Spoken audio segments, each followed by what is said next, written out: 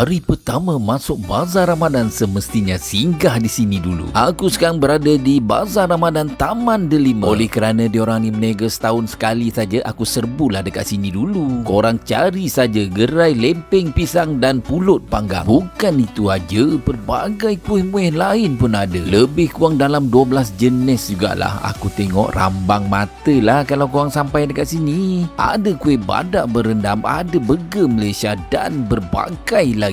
Harga ni pula boleh dikategorikan sebagai murah lah ya. Datang sini kalau tak order lempeng pisangnya memang tak sah geng. RM3 sahaja. Untuk tahun ni lempeng pisang ada dua version. Satu yang original dan satu lagi kita ada lempeng pisang coklat. Harga korang jangan risau, sama juga RM3. Dan satu lagi yang special dekat sini, onde-onde ni dimasak dekat tempat ni juga tau. 4 biji RM1. Memang korang tak tahu nak pilih lah yang mana satu. Korang tengoklah tu. Dibuka setiap hari daripada pukul 4 petang sehinggalah pukul 7 malam. Yang mencari kuih puteri mandi pun ada juga dekat sini. Bukan senang tau nak cari kuih puteri mandi ni. Sesetengah peniaga saja yang jual. Jadinya pada korang yang datang di Bazar Taman Delima pun tunggu lagi geng. Jomlah kita support. Boleh terus.